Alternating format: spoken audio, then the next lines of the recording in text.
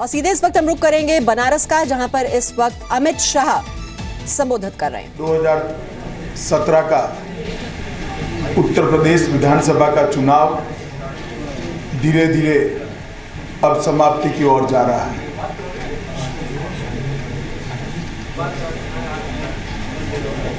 पांच चरण का चुनाव समाप्त हो चुका है। कल छठे चरण का मतदान होने जा रहा है। हमारे पार्टी के सभी कार्यकर्ता, प्रत्याशी एवं काम में लगे सभी लोगों से अब तक हमें जो सूचनाएं प्राप्त हुई हैं, इसमें स्पष्ट है कि पांच चरण में भारतीय जनता पार्टी की सरकार बनाने का काम उत्तर प्रदेश की जनता ने समाप्त कर दिया है। छठे और सातवें चरण में हम 2/3 बहुमत की ओर बढ़ने का काम करेंगे। पश्चिम से लेकर गोरक्ष तक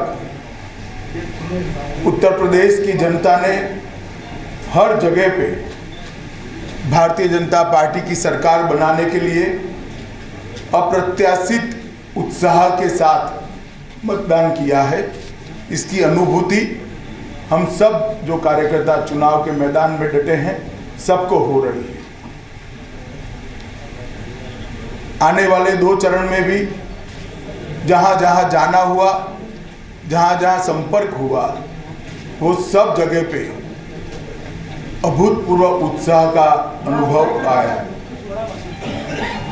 मित्रों, कई बार तो ऐसा लगता है कि भारतीय जनता पार्टी के कार्यकर्ताओं से ज्यादा अग्रसर सरकार बनाने के लिए उत्तर प्रदेश की जनता दिखाई पड़ती है। 2014 का लोकसभा का जो चुनाव हुआ था श्री नरेंद्र मोदी जी के नेतृत्व में, वो चुनाव के वक्त भारतीय जनता पार्टी को चुनने के लिए जिस प्रकार की आंधी उत्तर प्रदेश में दिखाई पड़ती थी, बिल्कुल उसी तरह की एक आंधी उत्तर प्रदेश में भारतीय जनता पार्टी के पक्ष में दिखाई पड़ती। अभी की जो शासन व्यवस्था है उसके प्रति जनता में प्रचंड आक्रोश और गुस्से का वातावरण दिखाई पड़ता है। 15 साल का सपा बसपा सपा ये जो क्रम चला है, इससे दोनों पार्टियों की ओर से लोगों की आशाएं समाप्त हो चुकी है और उत्तर प्रदेश की जनता एक आशा भरी नज़रों से मोदी जी के नेतृत्व की भारतीय जनता पार्टी की ओर देख रही है। मित्रों, भ्रष्टाचार, हर नीचे के काम के लिए भ्रष्टाचार इस राज्य में चरम सीमा पर है और छोटे से काम से लेकर बड़े से बड़े ठेके तक भ्रष्टाचार का बोलबाला इस राज्य में चल रहा है।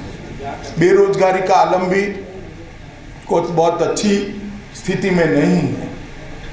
अखिलेश सरकार शायद इसको जानती ही होगी, इसलिए उन्होंने रोजगारी देने की जगह बेरोजगारी भत्ता देने की बात शुरू में ही कर दी, मगर न भत्ता मिल रहा है न रोजगारी मिल रही है। सारे युवा आक्रोशित है। बसपा, कई रैलियों में बसपा के नेताओं ने गुंडा राज से मुक्ति के लिए बसपा के विकल्प की ओर प्रेरित करने का जनता को प्रयास किया है। मगर मैं 2 दिन से काशी क्षेत्र में घूम रहा हूँ, इसके पहले गोरक्ष में भी घूमा। हर जगह पे जनता ये सवाल बसपा के नेताओं को, कार्यकर्ताओं को पूछती है कि जिस हाथी पर अफजाल अंसारी और मुख्तार अंसारी चढ़े हो, वो हाथी कैसे गुंडा मुक्त शासन दे सकता है। ये उत्तर प्रदेश के युवा का, विशेषकर पूर्वांचल के हर युवा के मुंह पे ये सवाल है कि मुख्तार अंसारी और अफजाल अंसारी को साथ में लेकर किस प्रकार से आप गुंडा शासन से मुक्ति दे सकते हो।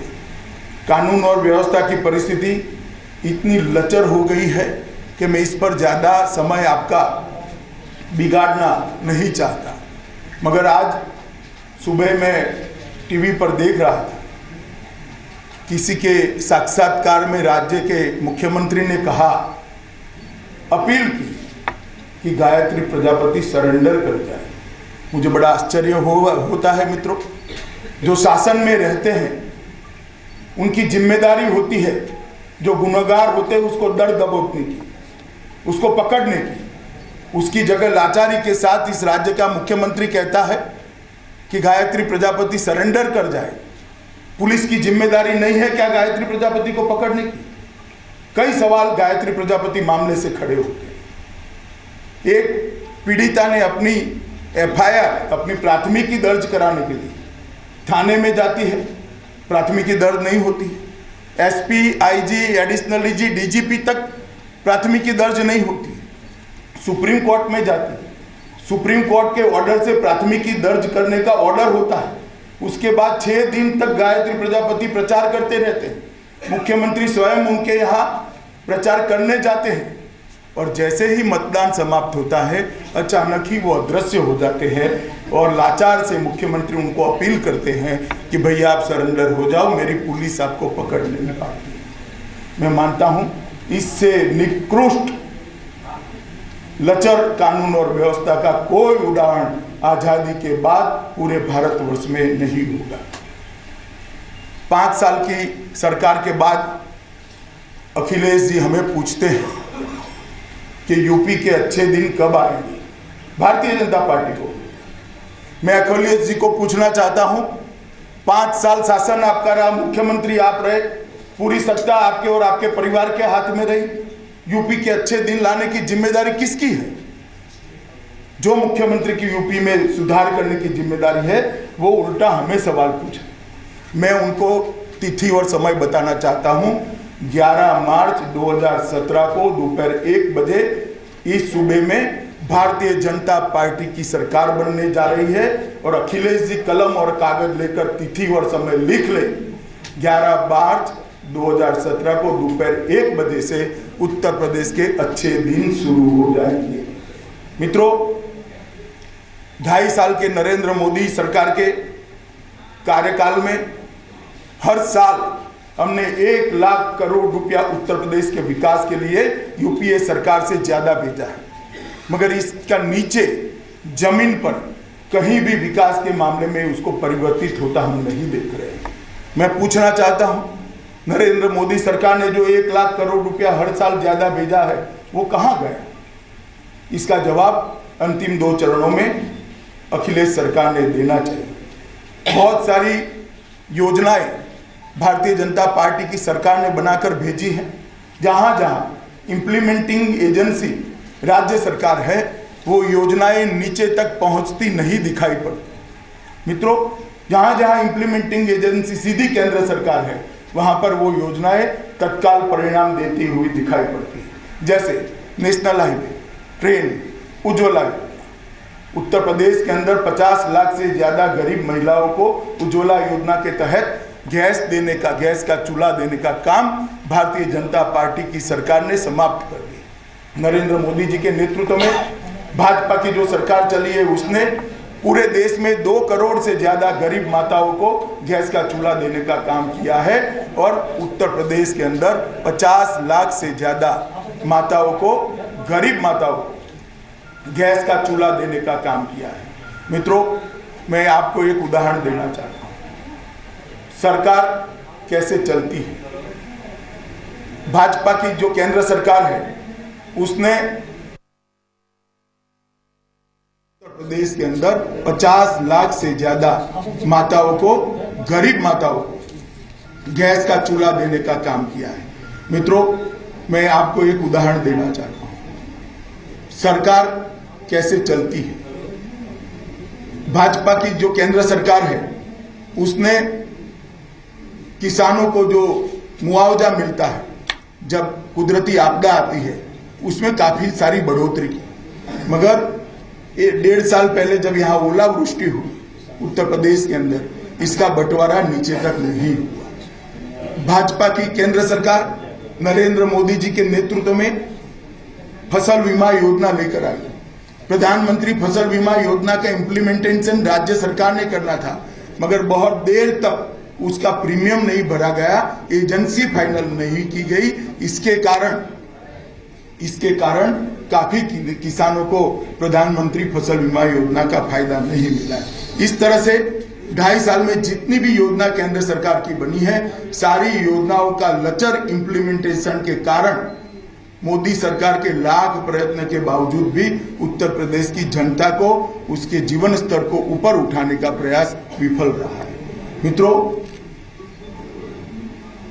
भारतीय जनता पार्टी की केंद्र की सरकार है, उसने हर घर में शौचालय बनाने का प्रयास किया है, हर घर में एक बैंक अकाउंट पहुंचाने का प्रयास किया है, हर घर में गैस पहुंचाने का लक्ष्य रखा है और 50 लाख से ज्यादा माताओं के घर में गैस पहुंचाने का काम हमने समाप्त कर दिया है। मित्रों, उत्तर प्रदेश में बहुत सारे गांव में आजादी के बाद भी बिजली नहीं पहुंची थी, वो पहुंचाने का काम भारतीय जनता पार्टी की सरकार ने किया है। और मैं विशेष रूप से बात कहना चाहता हूं, बहुत सारे गांव उसमें अमेठी और रायबरेली लोकसभा कॉन्स्टिट्यूंसी के थे, जो कॉन्स्टिट्यूंसी सालों तक वीवीआईपी कॉन्स्टिट्यूंसी रही, वहां गांव में बिजली पहुंचाने का काम आज भी अधूरा था, जो हमारे जिम्मे आया है। हमने उत्तर प्रदेश के विकास के लिए एक खाका खींचा है, हमारा चुनावी घोषणा पत्र। इसमें हमने पूर्वांचल और बुंदेलखंड के विकास के लिए पूर्वांचल विकास बोर्ड बनाने की घोषणा की है। 1000 करोड़ का इंफ्रास्ट्रक्चर डेवलपमेंट के लिए विशेष पैकेज पूर्वांचल और बुंदेलखंड को दिया जाएगा। लघु और सीमांत किसानों की कर्ज माफी की बात की है। अगला ऋण जो चाहिए किसानों को चाहिए, उसको 0% ब्याज पर देने की हमने बात कही है। गन्ना किसानों के गन्ने के भुगतान के लिए 14 दिन के अंदर उनको गन्ना का भुगतान हो जाए, इसके लिए चौधरी चरण सिंह जी के नाम से एक योजना की है। गुंडा राज की समाप्ति के लिए भी पूरा एक ब्लूप्रिंट बनाकर लोगों के सामने रखा है। पूरे उत्तर प्रदेश में से यांत्रिक कत्लखानों को बंद करने की हमने घोषणा की है। 40 नई डेयरी बनाने वाले हैं, 25 मेडिकल कॉलेज बनाने वाले हैं, 40 इंजीनियरिंग कॉलेज बनाने वाले हैं, 80 इंजीनियरिंग कॉलेज बनाने वाले हैं और वर्ग 3 और 4 के सभी कर्मचारियों की भर्ती के अंदर से हम इंटरव्यू की प्रथा को समाप्त कर देना चाहते हैं, जिससे भ्रष्टाचार पर लगाम दी जाए और मेरिट्स वाले बच्चों को सीधा अपॉइंटमेंट्स मिल सके। मित्रों, बहुत सारी योजनाएं हमारे चुनाव घोषणा पत्र के अंदर है और जनता तक ये घोषणा पत्र हमारे हजारों कार्यकर्ताओं ने, लाखों कार्यकर्ताओं ने घर घर जाकर पहुंचाया है। लगभग 525 से ज्यादा जनसभाएं आज शाम तक समाप्त हो चुकी है। 4 से ज्यादा रोड शो हुए हैं और हमारा ये यूपी के विकास का जो खाका है, उसको हमने लोगों तक पहुंचाने का एक सार्थक प्रयास किया है। ये लोकतंत्र का उत्सव है।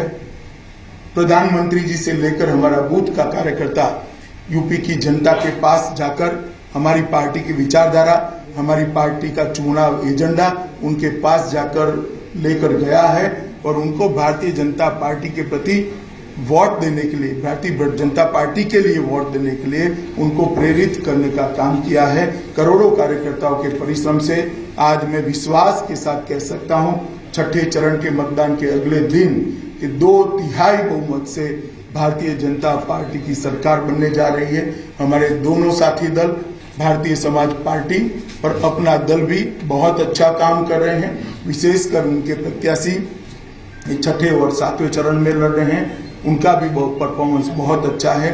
तीनों दल एक रस होकर, एकजुट होकर यूपी की जनता के सामने यूपी के विकास का एजेंडा लेकर गए हैं, मोदी जी की बात को लेकर गए हैं और मुझे भरोसा है कि अगले 5 चरण में जिस प्रकार से उत्साह प्रेरित मतदान भारतीय जनता पार्टी के पक्ष में हुआ है, जनता ने किया है, उसी तरह से छठे और 7वें चरण में भी उत्तर प्रदेश की और विशेषकर पूर्वांचल की जनता भारतीय जनता पार्टी की और रुक कर 2/3 बहुमत से हमारी सरकार बनाने का काम समाप्त करेगी।